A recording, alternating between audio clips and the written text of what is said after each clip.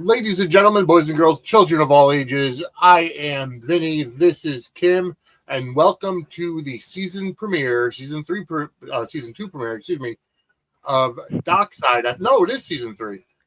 Dockside at the Bay. Kim, how are you today? Doing all right, Vinny. Doing all right.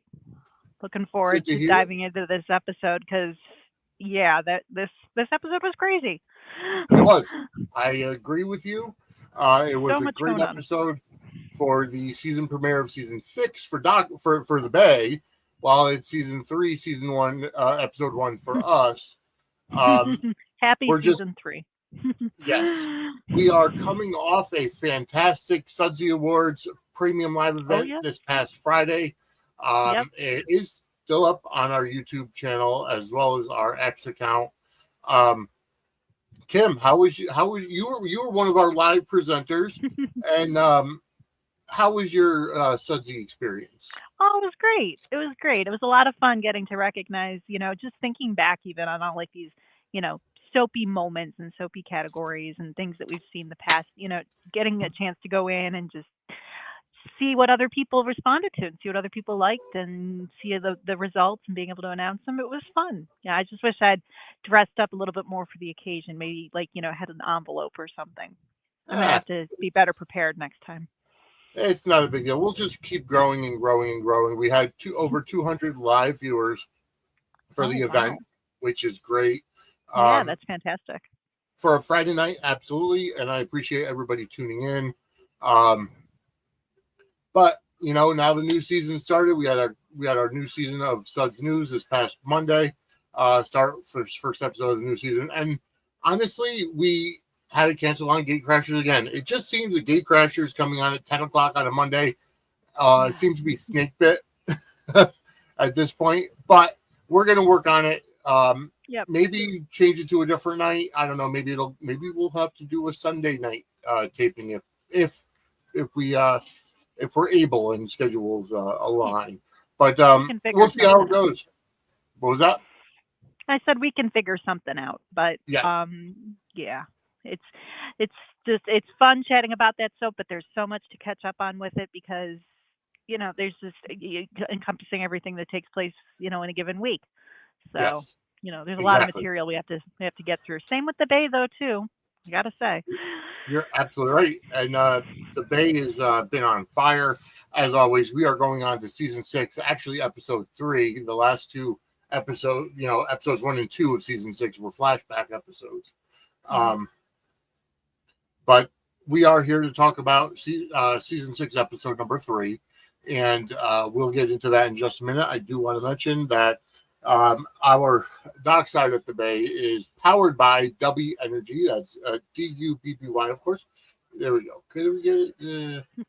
Trying to get the right lighting to see things, but I guess unless it's right in front of my face. There we go. I can see it. So W Energy, DUBBY .gg is the website. Use a promo code Suds Media for 10% off your purchases, and the flavors are actually really, really good. This one that I'm drinking today is Calio Cream, which is similar to mango and an orange creamsicle. So it's actually really, really yummy. I enjoy it. This is actually one of their energy drinks. It's Jitterless Energy. It's made from the coffee fruit extract, so it is jitterless caffeine. As everybody knows, I generally get up early in the morning, especially on Mondays when I have to do Suds News because I work. So generally I'm up at 4 a.m. and I have a very long day on Mondays and Tuesdays. So I depend on my W Energy for energy and no jitters. But they also do hydration drinks, which I really like. It's a pineapple strawberry blend. I believe it's called Pineberry. And it's absolutely delicious. So check those out. Again, it's wdubby.gg. Use the promo code Suds Media for 10% off your purchase. All right. So we're going to get back into the Bay. We're going to get back into, in my opinion, like I said, the ECW of soap operas. And we're at the last season that's that's available on Peacock. After this, I'm gonna have to move to Tubi or Amazon Prime or Prime Video, whatever else. But this is the last season that's on Peacock, and it kicked off with a fantastic first episode. Oh yeah. Oh yeah.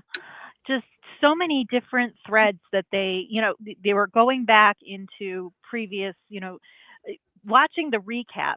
First of all, when the episode starts, they do a previously on, Yep. and you just look at everything that they've tackled and everything, like all the storylines, and it's almost overwhelming. It's just like, oh yeah, that happened. Oh yeah, that happened too. Oh my goodness, now there's this, and Yep. then through over the course of the episode, they just find ways to create new drama, and it just was all so seamless. And by the end of Yes. it, you were left on a cliffhanger, which is the way it's supposed to be because it's a soap. But Yep. it encompassed so much. There was so much going on in this episode, but it all flowed really well, and every twist felt like just earned and interesting, and even kind of segueing, bringing in some other characters and other faces. They've always done it so seamlessly, and this was no exception. Oh, you're Just absolutely right. highlighting some of the characters that we kind of got a little bit exposed to in the last season, fleshing them out a little bit more, and then just picking up on details where they left off. It was a very well done episode, and it wasn't that long, but they managed to tackle Mm-hmm. a lot.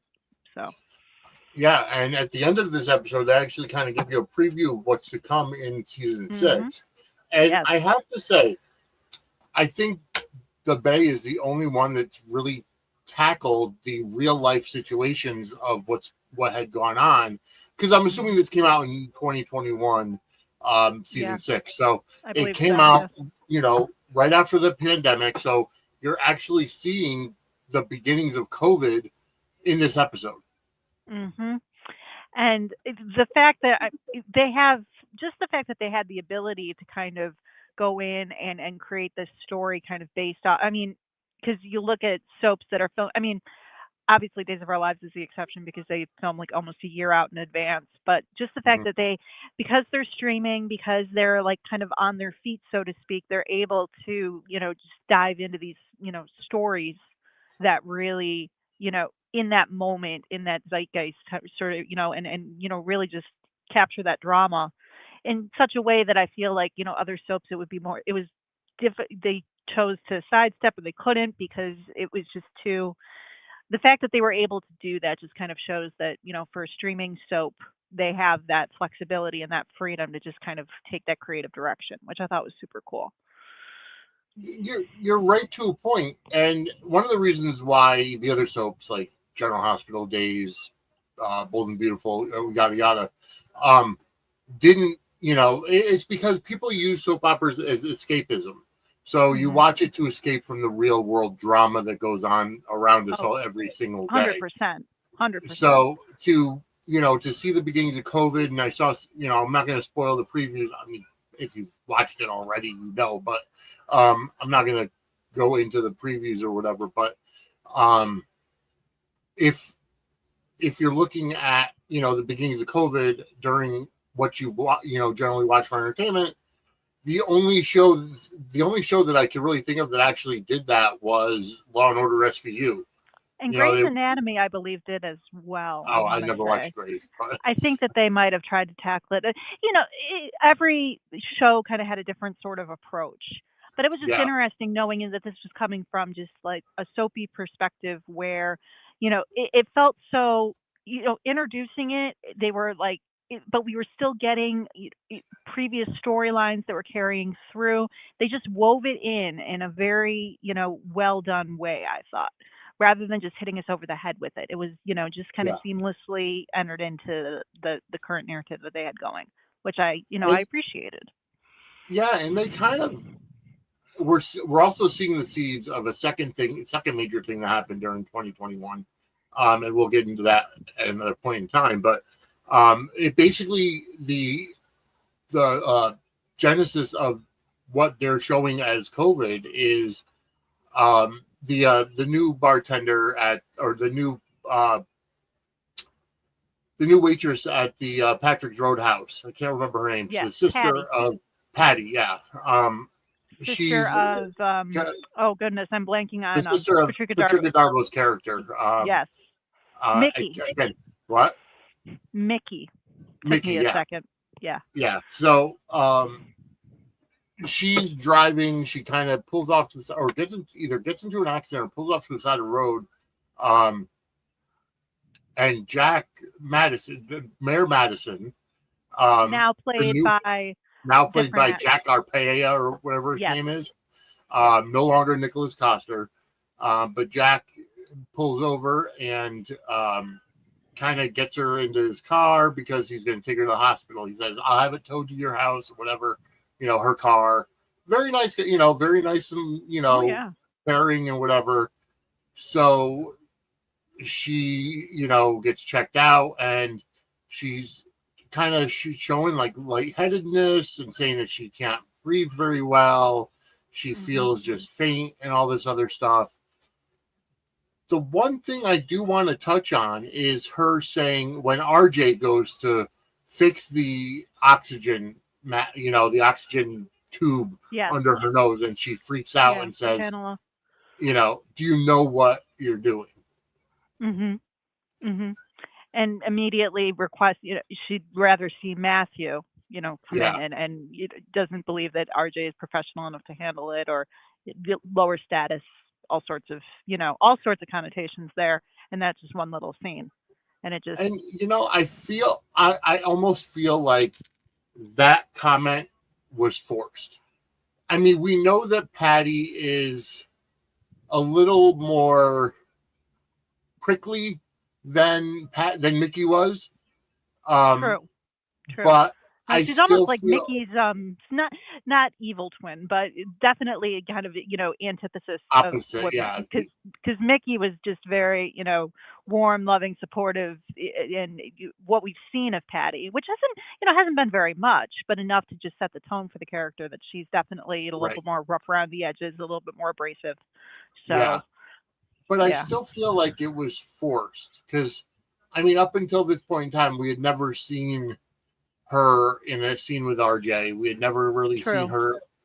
I mean, I think, RJ, Tony, RJ and Tony are the only, black people on the Bay or in Bay City that we actually, I take that back. Will and his father. And also the new mayor, I believe they showed on the broadcast or on the newscast that not Mickey, that Patty has to turn off when they were discussing the lockdown. And I believe that that's the new mayor because didn't they establish that Jack that's retired? Right. Yeah. So, but one other additional black character on the show but wasn't she the doctor for Liana? No, different. The doctor for Liana was they showed her in the Previously On. Oh, okay. Segment. All right. I don't think she wasn't, as far as I could tell, she wasn't in this current episode, but she was Liana's therapist, I remember. Gotcha. So, okay. Yeah. So I can agree that it did feel a little bit lifted inconveniently, just given the fact that we know that it's kind of setting the tone for what we're going to be seeing. They just wanted to kind of, because they do show RJ sort of taking this path that up until now, RJ's just been the sweet, lovable kid who was worried about his grandma, comes back to town, very, very sore-assed, upper-rapid, and but up until we haven't really seen his character too fleshed out, so you can kind of tell that they're going to be starting him on this sort of journey. And I guess they just kind of wanted to just give us a little touch into that and, just kind of show, okay, this is where the character is going to be we're going to see a journey for this character in the upcoming episodes and just kind of set the tone that he's more than just the lovable, sweet grandkid that, hangs out in town and is worried about Sara. Yeah, exactly. So we'll dive into that when we get to those episodes. But it kind of puts that little seed into your thought process. But I still feel like it was forced. I know where they're going with it, but I still feel like it was forced. Like it would be different if like RJ was going to give her a shot of something and or draw blood, and she's like, well, are you experienced? How long have you been out of medical school? Or something like could have that, been. instead of just fixing her breathing tube. I think, yes, I agree. There could have been, and this is coming from someone who has been binge watching ER lately, just rewatching it because I don't know, it felt like the thing to do recently. There was definitely more medical kind of dramatic procedures that he could have tried to attempt or something in order Yeah. to get that reaction from her. I agree with you on that. But either way, she waits for Yeah. Matthew to come in, and she makes a comment like, "Oh well, he wasn't skilled enough to And to also, do this or whatever." also, forgive me, had we seen her son before? Did we know that she had a son? I don't Because remember. I couldn't place that character. Obviously they indicated, this is her, but I couldn't remember if we were introduced to him prior or if this was our first introduction to him. I want to say it was the first time we'd ever seen him. Yeah, I want to say it was our first introduction to him. I don't even remember who it was. I mean, I saw his back in the back of him. It was very brief, but yeah, I just couldn't remember because, they're taking an opportunity to just kind of flesh out that character a little bit more as well for us then. Yeah, indicate that kind she's of got a kid. establish the roots in Bay City. So, yeah, that was definitely, way to kind of kick things off a little bit. And, even with introducing the mayor, Mr. Mayor, just to let us know the fact that they had a different actor in place. They didn't have to do the whole, the Jack role of Madison so-and-so is is now being played played by. They didn't go that far. They just incorporated it into the scene. So that was, and it also established too, you've got that contact with someone who potentially has, so it's kind of showcasing the spread, everything starting to kick off in terms of pandemic and things like that. So it definitely was hinting at a lot in the whole hospital environment and all of those scenes. And there was also a lot of hospital scenes in this episode. A lot of dramatic sort of mostly, because we because pivoted Pete right also, into, yes. Pete also, before we get into that, I just want to kind of put a bow on what we were talking about with Patty and RJ and and the mayor. I got taken aback when she said, I ran into the old mayor or the old, something to that effect, because I didn't catch that he had retired or been voted out or what have you. That I didn't wonder about catch the passage of time and how long it's been since. Right. But to be fair, he was, an older mayor, and maybe just felt the need to kind of, he's trying to check in with the fam and be a little bit less, I flashing back to earlier, with the mayor and with Orchid and with all of his little scandals and all. Maybe he's trying to, settle down in his older age. Yeah. All right, so let's kind of move on to where we were going. And Pete has to find out who this guy Adam is, because Pete finds out that he and Adam don't have the same blood type, so they can't be siblings apparently. Which I don't understand. I'm no doctor. I never took, I never paid attention in biology like that. So I didn't realize, I mean, are they fraternal twins? I don't think they're identical, at least not yet. But I don't know. Like, are they supposed to have the same blood type? It's a good question. When it comes to the way that they determined that they are not related through the whole blood test thing, the transfusion, it was a convenient way to get us to the point where we are. I'm not sure necessarily if it's completely, the best way to go about determining if someone's your, sibling based on strictly on blood type. But it got us to this point where the nurse and everyone is just saying, yep, Sarah's coming to visit this guy that is not her son and not in any way Pete's brother. And they kind of hit us over the head with that a little bit, just having like the doctor come out and then explaining it to Lex just to fully indicate like, hey, these two are not related. We got a twist going on here. So I'm just doing a quick search. Yeah, go for it. I'm curious now. Twins Do twins have the same blood type? Okay, so this comes from Dad's Guide to Twins. Twins, let's see, are identical twin girls share the same blood type and have the same blood type as their mother. However, that doesn't mean all twins share the same blood type. They can, but they don't have to. Interesting. I guess it depends on the genetics of their parents' blood types. So I guess not. Identical twins almost always have the same blood type. Fraternal twins can have the same blood type or different blood type. So, I mean, again, we don't know now. We don't know for sure, how they came to that. I mean, I guess they're going to take a little bit of Hollywood creative liberty, but, suspend your disbelief. Well, yeah, suppose with the whole transfusion thing though, and the whole him needing to donate blood to save his brother, it definitely lends itself to the soapy dramatics that they were looking for. And then to have that come to the reveal that, oh yeah, by the way, you're not related to him at all. And the whole time they're most concerned about when Lex learns the truth, and they're all concerned about how Sara has apparently been at the hospital visiting him constantly. And the poor woman doesn't even, and no one's told her. I'm sorry, like no one has told, oh, by the way, ma'am, you are not, even the doctor, keeping everything from, I'm just, my goodness. She shouldn't be left in the dark about something like that. No, you're exactly right. So Lex also asks, well, what about Tobin? What's his story? And of course, nobody can find him. He went to New York on his lease and never came back. It's like he went up to there's a joke or kind of a running gag he went up the stairs. Went up the stairs to get a pair of skis and never came back down. It's basically Tobin's fate. Just kind of, disappeared, went away.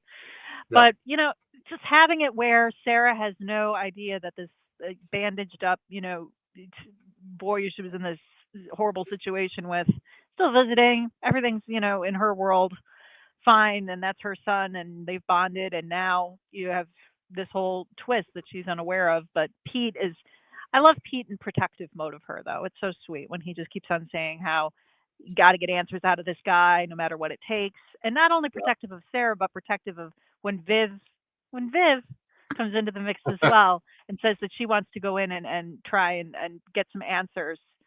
His just leaping into, if he does anything to her, Lex, you need to distract me with your life story so I don't go in and break his neck.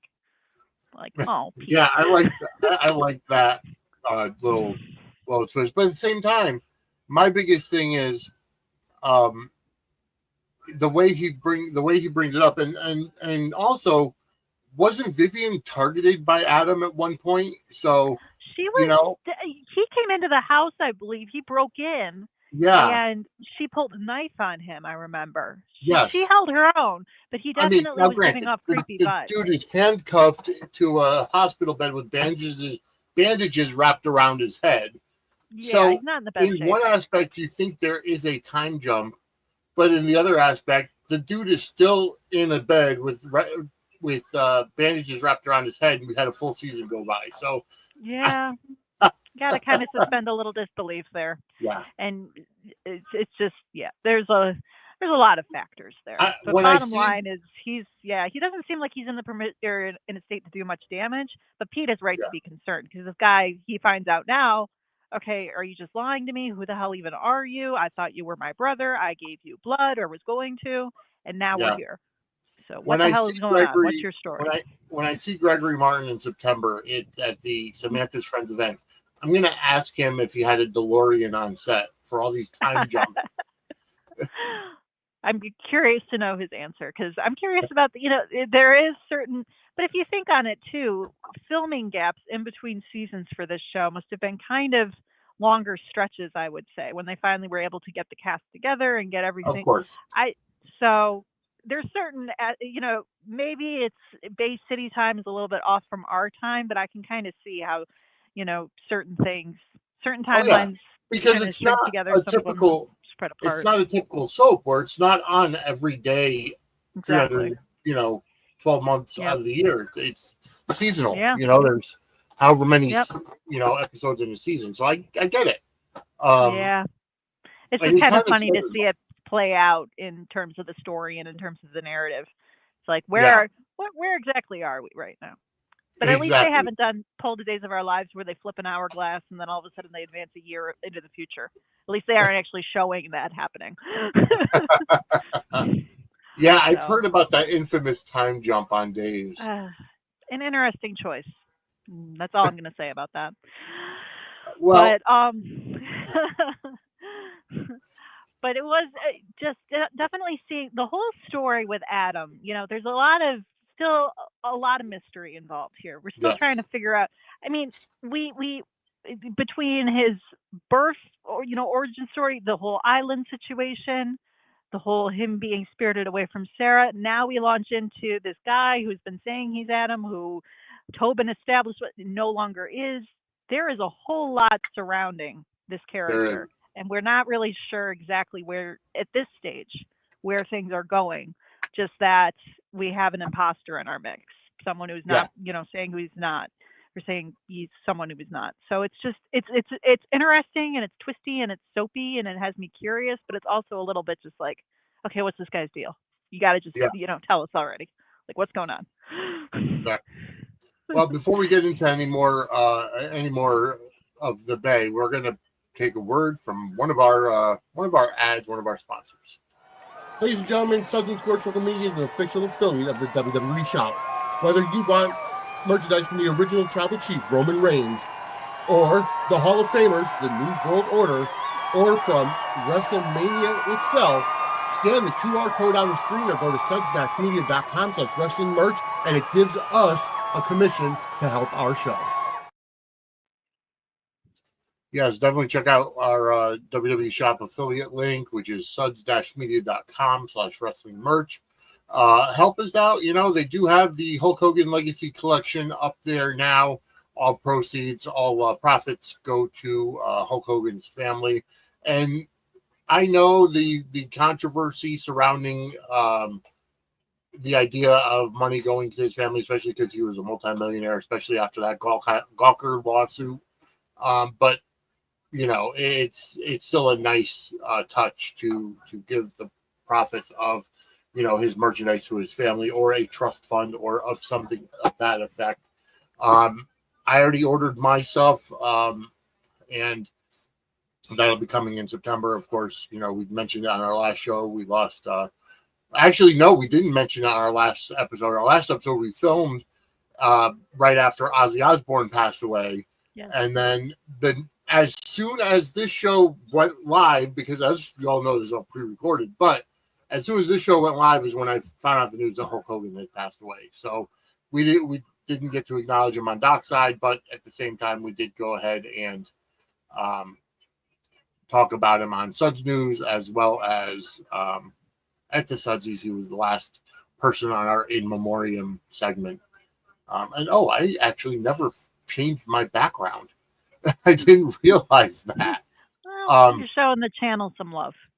Yes, I am. But there we go. All right. So anyways, as we get back into the Bay, I did like how Vivian asked Pete and said, let me go in there and talk to him. I know I'm married. Oh, yeah. I know how to get guys. I love their dynamic. I really do. She is very I love how confident she is when she's just like, yeah, I can do this. I got this. Like, she's concerned about him. She's obviously concerned about the situation, but she's also just like, yeah, I'm going to help you out with this. That's what I'm here for. And he just rolls with it. And he just knows that she's capable, even though he's got, his self-admitted jealous streak when he says he has to talk to Lex, and, being protective is completely understandable, but I just, their chemistry is so cute. I've always appreciated the back and forth that they share, and even Lex chiming in like, you got yourself a good one there. Exactly. Yeah. It was so cute. Yeah. But the other thing is, Pete actually did get in to talk to Adam, and he couldn't get any answers out of him, and then Adam starts the code. Yeah, I mean, we got Pete just basically kind of saying and establishing, I know that things are not as they seem. You're not who you say you are. What's going on? What's the situation? And Yep. you've got just the sort of the mysterious villain, like, I'm in control, I'm the one who's holding all the cards here, I'm the one who has the most power. Is he saying this like from a hospital bed where he's bandaged from Right. head to toe and completely powerless and helpless?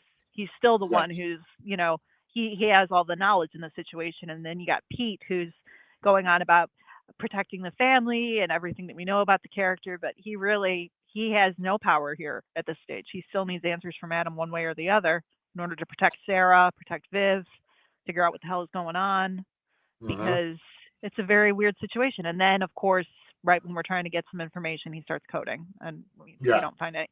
Per Soapy, we're going to keep you in suspense. Exactly. Couldn't have it be that easy. No, you're absolutely right.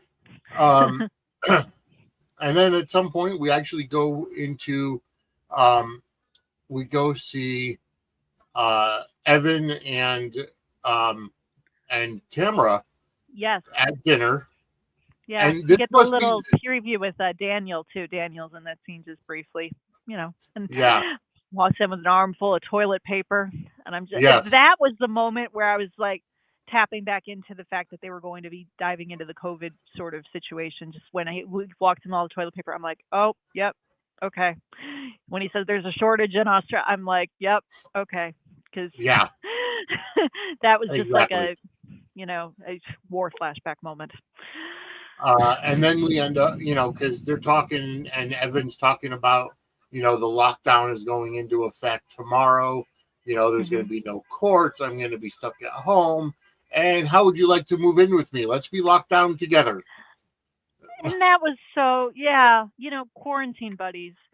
With Evan too, you can tell he's just so smitten. And Tamara, it's sad when you see Tamara just so, because obviously secrets carrying over from last season, everything that happened with Liana, with her spirit, her being aware that Liana was off on that island, not telling Evan, then the whole John Blackwell exchange that she had, conversation with him. You can just see, she wants to just give in to this lovable, sweet man who's saying, like, let's quarantine together and let's be together and we can do all of this and it makes sense. And she just wants that she's normalcy. not being abused. Exactly. But she's just in this trapped place where she feels still bound by everything that happened with Steve and John Blackwell and the evidence, and she's under this pressure, and it's so disheartening because you just want to see her be able to be happy with this guy, as happy as they can be knowing they're sheltering in place during a pandemic, but you want to see her be able to just be as excited about that kind of prospect as he is. And it's not there because she can't let herself go there because of everything that's happened. And it's just poor Ninja Tam. Because we did get flashbacks to Ninja Tam. We did, yes. As they were walking around the house. And, Evan, I love how he's going around describing fun childhood memories and things. And this is where such and such happened. And then we just get flashes to Ninja Tam breaking into the safe. Yes. Yep, I remember all of that, and I like the flashbacks, how they utilize that, because she's thinking about how she broke in, to that house to get the whatever she got from there, to give to Steve. I believe it was whatever she presented to him in the office, where Steve goes and does that knife thing around her hand.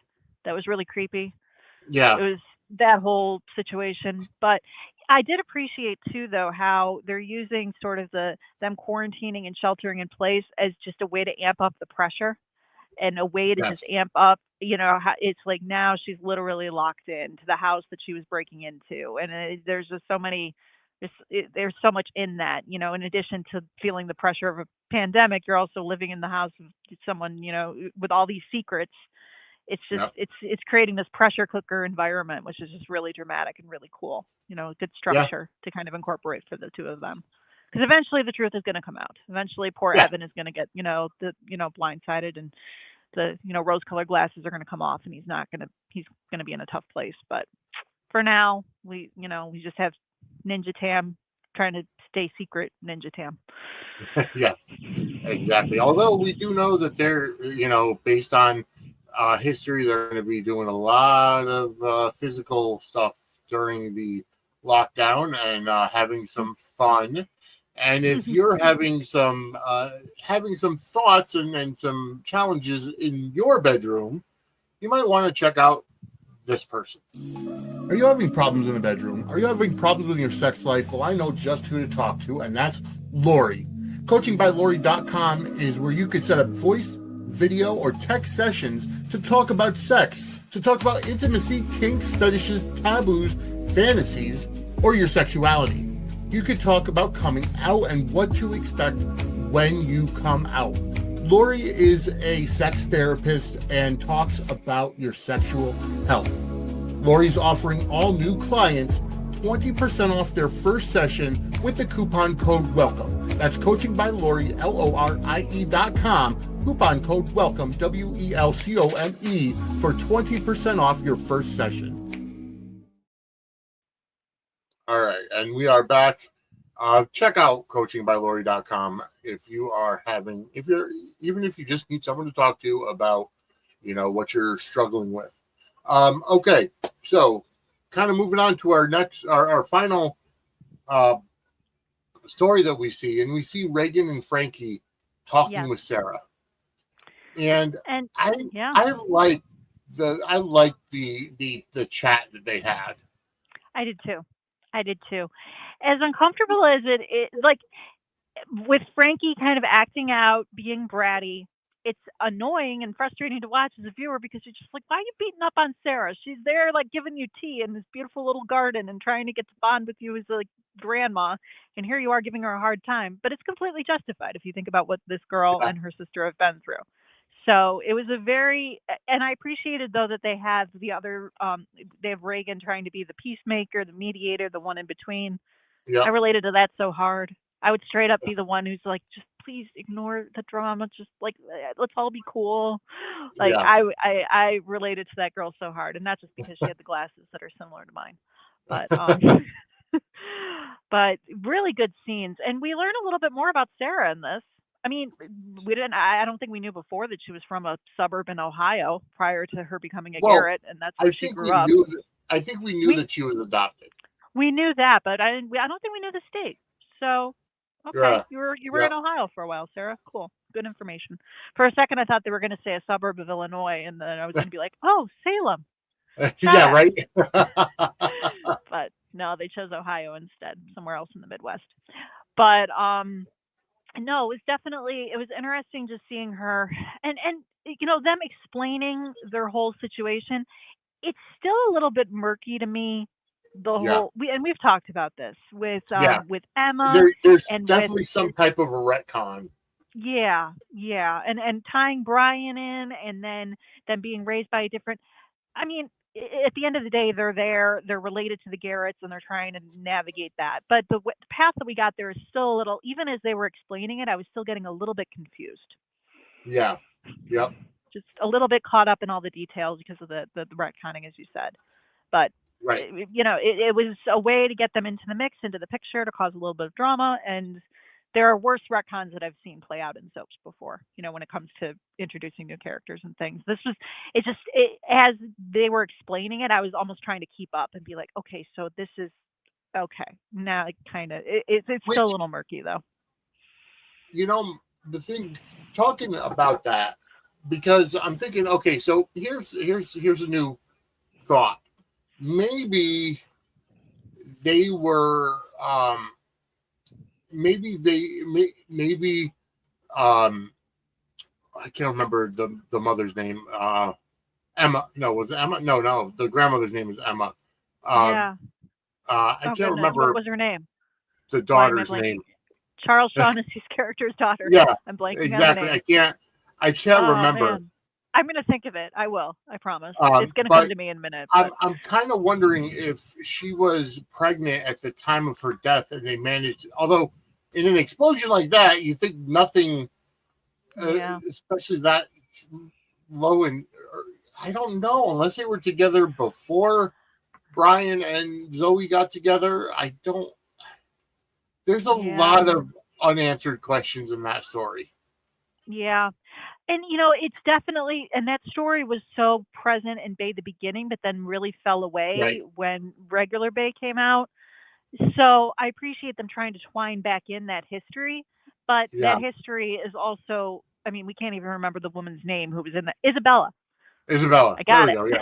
Yeah, yep, I knew I'd get there eventually. But it's just taking us that long to kind of think on that history, and it was from a while back, and it was kind of established, but not really. I mean, maybe who knows? Maybe they had more plans in place, especially when you have Charles Shaughnessy on the fact that he was able to, participate. Maybe they thought that it was going to lead to more of a story, and then it didn't. He couldn't, so they decided to just kind of yeah. Because nix the about Isabella that thing. point, about that point in time, I think is when he. No, because that was way before he signed on to GH. So I'm not sure. Hmm. Yeah. I just maybe there was some sort of they had more planned for his character for his daughter, and then maybe it couldn't come to be something like that, and maybe that's why it was kind of okay. Isabella dies in a shack. Okay, Yeah, we're not really them wanting to twine it in though with Brian and with the Garretts.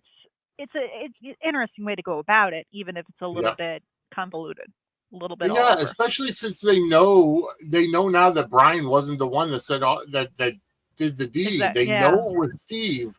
Why is yeah. Brian still in prison? Even Sara was like saying like, "Oh, Brian," like at the very end. I'm just like, poor Brian. We need to get the hashtag trending. Release Brian Garrett. Free That should be Brian another. Garrett. Yes, that could be a piece of merch. We can just have the hash. Yes, Yes, there we go. Free Brian new merch, Garrett. We'll get that. We'll get new that merch shirt alert. made. Yeah, no, but it did make for interesting scenes. You've got these twin girls that come from a rough sort of situation, trying to grapple onto this new life. And I did appreciate the fact that they had Grandma Emma in the background, because let's be real, the only other time that we saw Emma, she was Yeah. tying up Pete, dressed up He- like in a hotel in a sketchy motel room, and now she's yeah. like, "Girls, come Thinking to it was see." Brian. Exactly. So now we have her in full on grandmother, devoted grandma mode. And it's just kind of funny considering the only time we really were exposed to the character was in that Yeah. context. So makes for But then interesting stuff. as soon as Frankie and Reagan leave, Sara gets a phone call from John Blackwell, Yes. and she's actually like, "What do you want?" He's like, "Same thing you do, for Jensen Yeah. to be behind bars." And in that moment, I'm just like, yes, dream team. Two of you get together. Go kick his Yeah. ass. Exactly. And the way, I wish that we would get. Those scenes would have been really, really cool to see shake out. Just the two of them kind of joining forces, more than just over a phone call, because yeah, they both have the common enemy, and then both just wanting to see Steve go down. And then I would those scenes would have been entertaining for sure. Just seeing them face and to just face the way trying to combat this. the way that he says it, the same as you, little sis or little Yep. sister. Yeah. I like it. I did Yep. too. I did too. And then we even have, Sara, though, we have the ominous figure in the background, Yep. just which was also revealed to us a little. I mean, I'm not going to say it's heavy handed, but my goodness, way to cap out, they just, the tail end of the episode, we get treated to, target practice in a field and some Yeah. random guy. At first I almost thought it was the priest, doing, it kind of looked like the priest doing target practice. I'm like, no, they can't be. That would be quite a departure from the character that we last saw, performing, what was it, vows or saying last rites for somebody. I can't remember the last time we saw the priest, but yeah, that would be quite a shift. No, as far as I could tell, he wasn't a character that we had seen before, just some random goon thug guy. But yeah, that was a little ominous and a little scary. And then just to cap off the episode, have the tail end of it being someone clearly spying on Sara in her, in her garden, which not good. Yeah, especially because they kind of go into like a preview of the season, and we saw some of these clips, through like the Valentine's Day episode that we did. We also, and we'll see more as we go forward. So a lot of this stuff is kind of coming to fruition and gelling Definitely. back together and coming full circle and whatever other It's cliche. a very loaded, very, just It Very low reminds me of those intensity. big at Day of Days when they would do like the big kind of promotion, like the Yes. winter promo. When they just showcase everything and everyone's just like, oh my goodness, that moment for sure. Just showing everything that's going to be playing out over the course of the season, and it's a lot. I mean, they've got a Yep. lot of balls in the air in terms of Absolutely. you got topical stories, you've got twists, and even they were outlining it. We got the romance, we have the suspense, we have the scandal, we have the drama, and it's just like, Yeah. no, it's all soapy and fun. So definitely check it out. Check out season 6. It looks like, I mean, no matter how action packed the Bay has been in the first 6 seasons, because I'm counting Bay at the beginning, season 6 of the actual Bay, it looks to be as more jam packed than any of them. Yes. Yeah, they definitely, and it's funny because I mean, even having watched it previously, it's been a bit. I mean, I remember the general gist, and I remember certain storylines, and it's like the Celine Dion song. It's all coming back to me. But Yeah. they definitely tackle a lot in this season. I remember that much from when I watched it the first time, and just being in short episodes, they managed to cram in a lot, and they've always done that. But I feel like this season definitely they live up to that rule for sure. They Oh, a absolutely. lot of twists, Yeah. So Absolutely. Well, we will be here to cover all of them yes, for season 6. Absolutely. You know, uh, I absolutely love this show. I'm so happy we got into it, and I'm so happy that we're continuing with it. So, um, it just looks to be packed with action, adventure, and just a lot of good soapy goodness, but based in a lot of reality. yes, Um, yes. For those of you who might be a little PTSD ridden because of COVID, you might not want to watch this season, but Yeah, I second that. Even when I was watching my previous watch of the series, yeah, I was surprised to see them lifted in as much as they did, and I do have to say it was a little difficult in some aspects to see some of it all when it was still so fresh and still such a dominant. So yeah, I agree with you on that. Sometimes it might be a little too much for some to handle yeah. in some moments. So But you know what? We are out of time. We will, I think our shows actually go longer than the actual episodes of the day. I think so too. We usually tend to, though. That tends to happen Yeah. to us more often than not. So But we are out of time, folks. We will be back next week talking about season 6, episode 4. But for Kim, where can everybody find you? So I am Misfit8690 on Twitter as well as on Instagram. My Instagram profile is very, very light, very, very small. There isn't much going on there, but I'm there as well if you feel like following me to see, other content and things like that. And then a little Misfit 52 on YouTube. All right, fantastic. And as always, you can find me on Twitter and Facebook at Vinny Suds. On on Twitter, you can also do at Suds Media for the network. Suds and Squared Circle Media everywhere else: Facebook, Instagram, Threads. TikTok is Suds _squared_ circle.